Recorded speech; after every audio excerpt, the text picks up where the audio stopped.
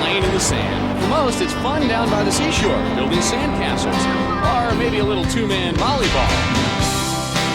But for the motorhead, it means building a beach and then kicking sand in your face. Hemi-powered, big tires blazing, their idea of beach blanket bingo is this magic carpet ride. Coming up next, we'll see who plays the hardest in this sandbox.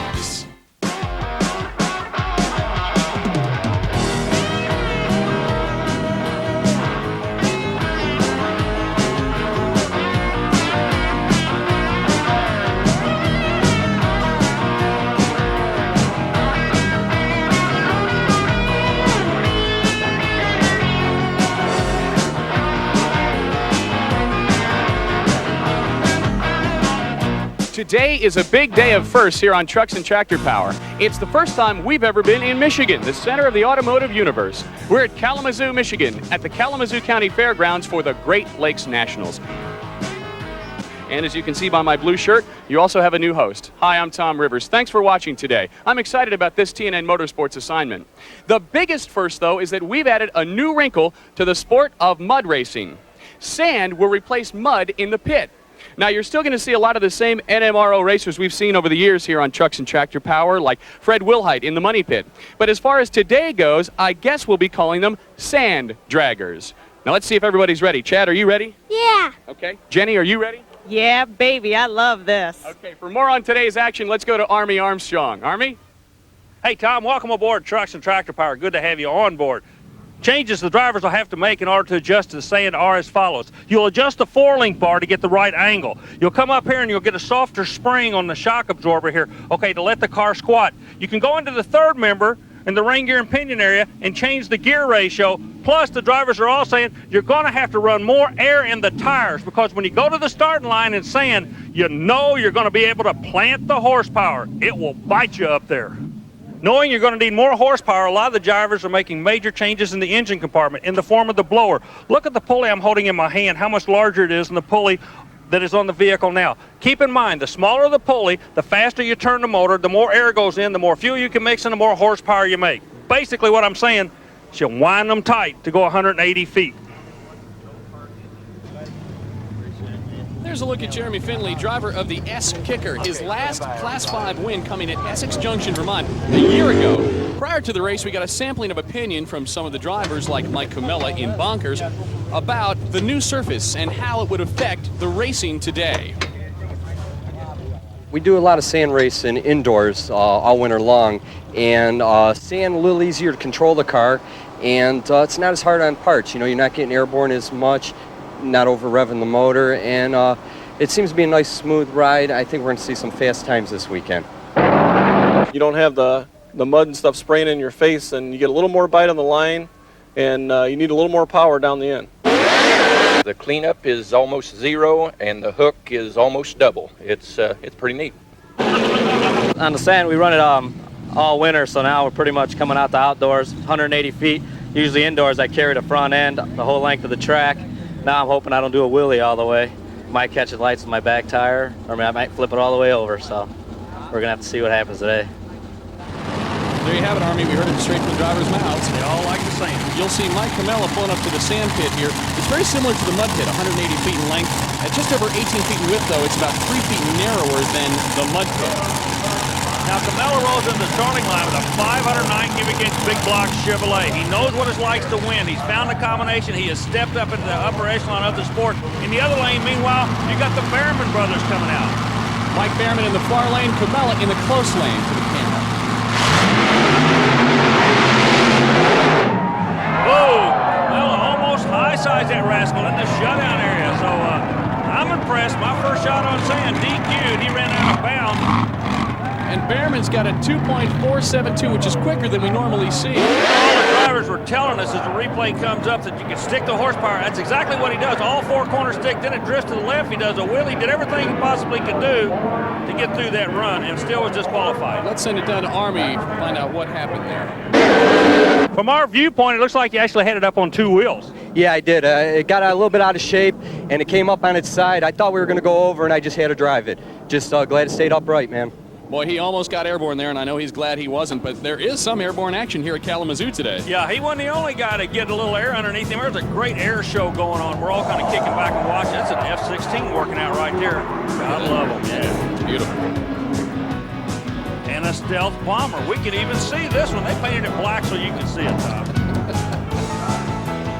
Oh, rock and roll. Man, that guy is in heaven, and the fans are loving every bit of it.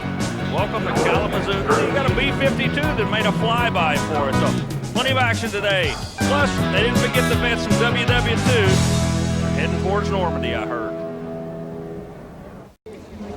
Welcome back. There's one youngster traveling in style. And let's send it back to my friend Army.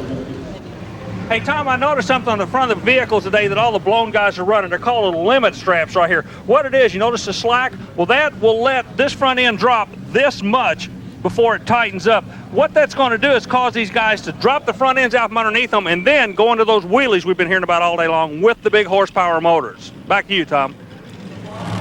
Thanks, Army. Back on the line, you'll see Brian Fry in Midnight Special in the near lane. One thing we want to mention, we talked about the length of the pit standard. We talked about the narrower width. It's also 18 inches deep at the start and narrows up to 12 at the end. He's going to be racing Jeremy Finley. The time to beat, 2.472. And believe me, Finley is capable of doing it. Matter of fact, both drivers can bump this number. 18 inches. Why is it thicker on the start line? Real simple. That's where they're going to be digging it up more. It does taper to that 12. Boy, they are tearing through the sand. I don't know if that's going to beat the fast time on the track. Jeremy Finley gets a 2.54, and I'm getting word that Brian Fry is a 2.85. Both good numbers, but Finley capable of going much quicker. We're going to watch a replay. All four corners plant, but about the 150-foot mark, something happened to the vehicle and instantly killed his horsepower, Tom. Let's see if we can find out exactly what it was. Army, can you find out? Jeremy, the car sounded real good and then all of a sudden shut off. What happened? That bottom blower pulley exploded. Broke off. Okay, now what he's talking about, I want to take the camera and go down here. You have a top blower pulley, an idler pulley, and there's a bottom pulley that normally sits here. He literally exploded that bottom pulley. Remember, we were telling you the size of the pulley indicates the amount of force that you're expecting out of your blower. He had this thing on kill in order to make that thing explode like that. Tom? Thanks, Army. Fred Wilhite did the money pit, obviously one of the best names in this sport, pulling up to the line now from Decatur, Illinois, but every event he goes to, he's a player. We've had two passes so far. We've seen a wheel stand out of the near lane and a blower pulley come off in the far lane. Rodney Covington also pulling up in Mud Rat. He's from Sykesville, Maryland. Covington runs a Chrysler Hemi-powered vehicle, very successful in drag racing. In the far lane, a 48 Fiat out of Decatur, Illinois. The money pit of Wilhite, it's a Chevrolet-powered vehicle.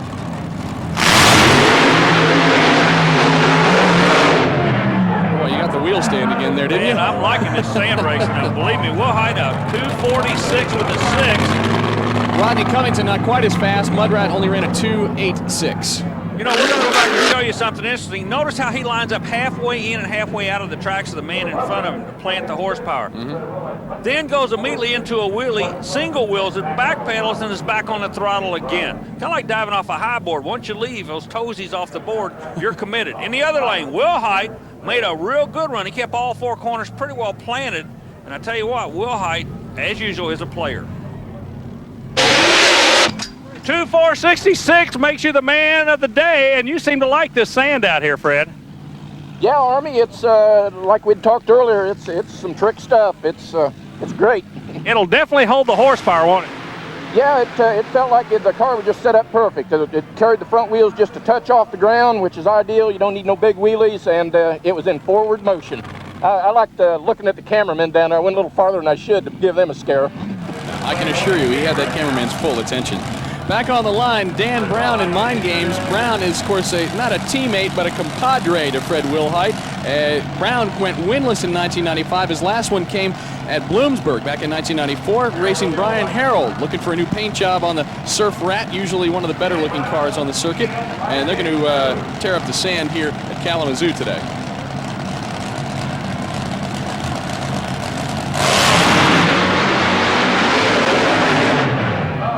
Tell you what, that was a good side-by-side run. Brown goes a 256 with a 7, again scaring the cameraman. Brian, one of the young guns, ran out of bounds. That's a tough break. Brian and his dad are really starting to make a name for themselves in the sport. Replay comes up on the screen. It's a good drag race, but Brian hooks a rut, gets a little bit out of bounds. He does not backpedal. He stays in the throttle, and that's what cost him. Dan, tell us about the lanes out there. Is there a good or a bad lane developing right now?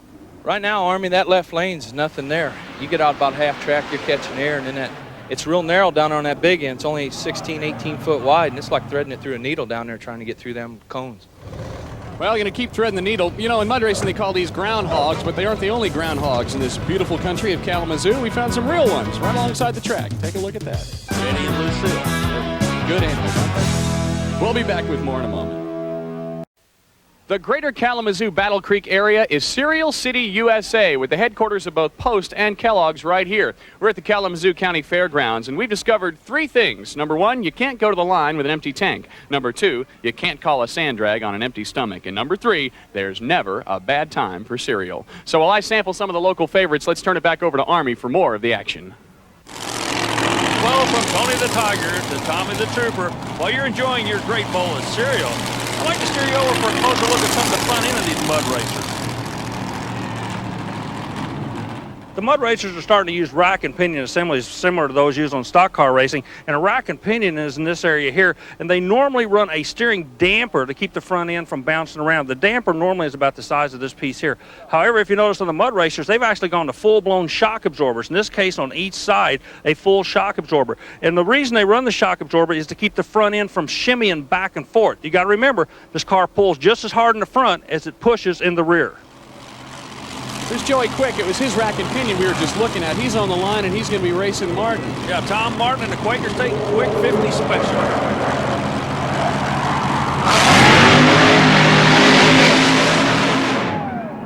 Another good side-by-side run. We're waiting for the time to come up. Martin goes to 2:59. Will not be a player for the lead. Let's see what Joey Quick does. His time's going to come up at a 2:66. So the track's staying good, but not really great.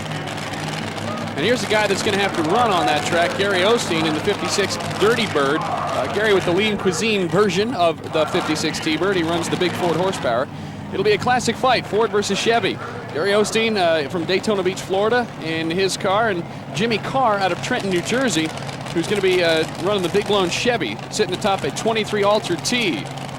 And Army's talking with Tom Martin. Tom, the number comes up at 2:59. Not going to get you in the top 5, but we'll land you in that 6th spot right now. Yeah, you know, we're still struggling with the fuel system. We can't get it to RPM, and we're trying real hard, and we're just sneaking up on it a little at a time. Back on the line, it's Osteen and Carr. The time to beat again, 2.466.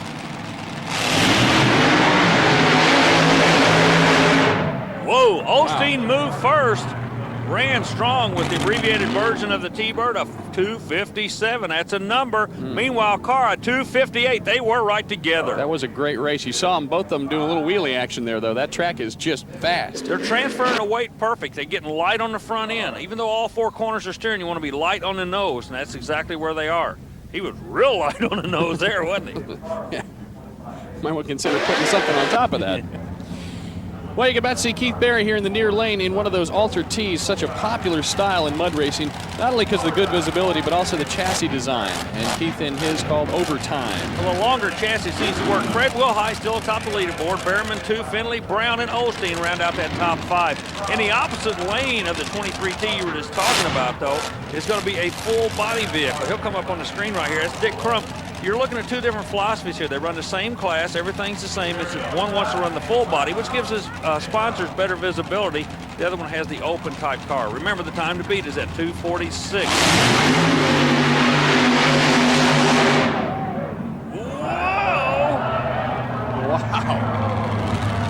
Kind of like the Blue Angel maneuver there. I don't think it was planned, but it looked good. Well, I thought he was in the tough truck competition there. He might want to consider getting himself in that. Keith Berry ran a 2.6, and speaking of tough trucks, you'll take a look here at Chuck Dunn. He's got a short wheelbase vehicle, an 88 red and white Suzuki he called But a Fly Suzuki, and it just did. We'll see as he rounds the tough truck competition here. You hear that little 4-cylinder engine really wrapping up. Now, the end of the tough truck is when they make contact with that big old tire. He's going over the loop-de-loop portion right now. Boom, that's the finish line. Now you see Mike Blackford, an 83 Ford Ranger with the trick off-road suspension that, take a look, did him absolutely no good on this run. He just nosed that one in, and obviously on the left side, you see he's got a real, right side rather, you see he's got a real problem there. It was after the run that we got a chance to catch up with him and ask him about it. You gonna be able to fix this? Yeah, we'll be back at 6 o'clock tonight.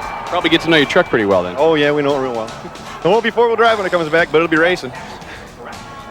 He's got a 10.5 for style points, though. John Chandler's got his 78 Ford pickup he calls white trash. I assume he's going to finish the paint job soon.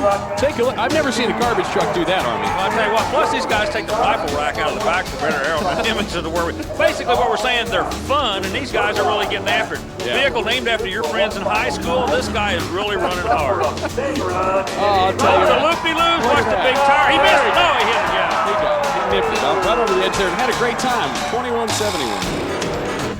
You know, in the show and shine area, we ran into some tremendous detail. Notice the lettering on one side, exactly opposite on the other. The bed of this truck, it actually looks like some kind of monster is crawling out of the back of the bed. And if you like blue, what can we say about one of the most beautiful supercharged trucks we've seen? Tom found something he really liked. This is a picture of what Mike Dykema's 1986 Ford Bronco looked like when he bought it stock. In just 2 winters, okay, they were long Grand Rapids, Michigan winters, he's created On the Edge. Mike started with the 3-inch body lift and a 4-inch suspension lift for a total of 7 inches of additional ground clearance. He modified the 351 Windsor to develop 500 horsepower with nitrous. But don't think this one lives on a trailer.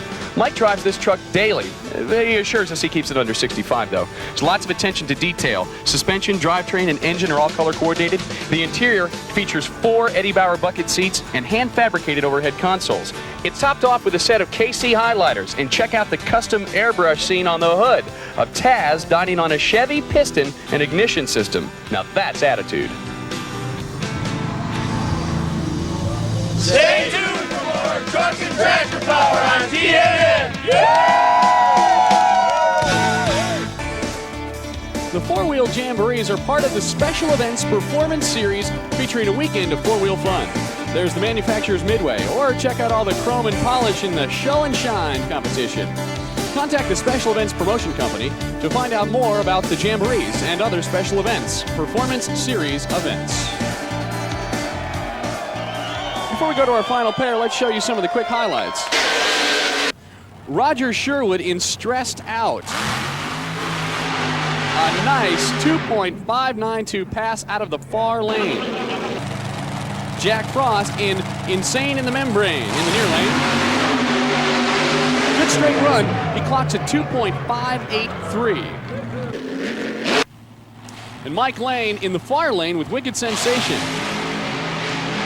That 2.575, 5th quickest time so far. 3 1/1000ths ahead of Gary Osteen. And the last pair to roll the line featured Chuck Knoll. This guy's a 1995 Class 6 Jamboree paddle tire champion. He's all the way up from South Florida. He would like to win again here today. He'll be facing Al Jones in the Mud Hen, who makes the tow all the way from Idaho, and Army takes us for a closer look at it. The Mud Hen of Alan Jones showed up at Kalamazoo with a unique engine setup. Big block Chevrolet, we've seen that before, but look at here, a Whipple supercharger known for making awesome amounts of horsepower, but atop the Whipple is an injector unit that is setting backwards. When asked why he put the injector backwards on the vehicle, he said, hey, the game is only 2 seconds long, is only 180 foot in length. That motor doesn't know front from rear when it comes to making horsepower. Interestingly enough, the 2 who've come the farthest to get here to Kalamazoo are going to be the 2 that go last. And they both still feel they got a chance to win this thing. That's what's interesting. That's what's so great about the sand.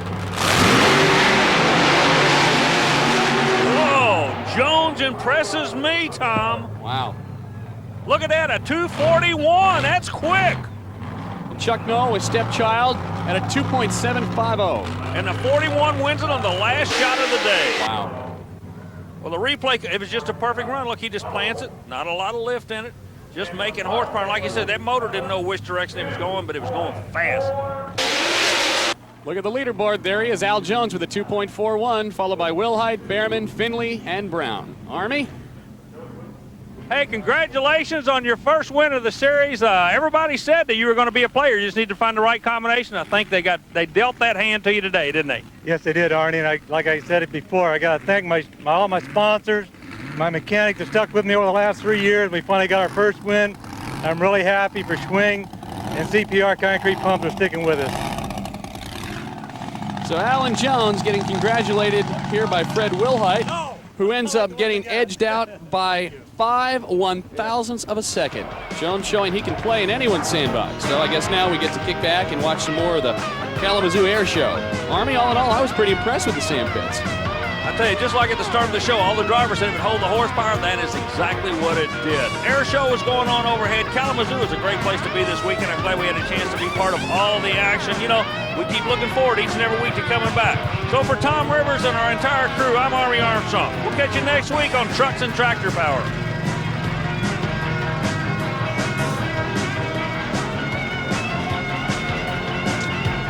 Trucks and Tractor Power is a presentation of Diamond P Sports in association with TNN, the Nashville Network.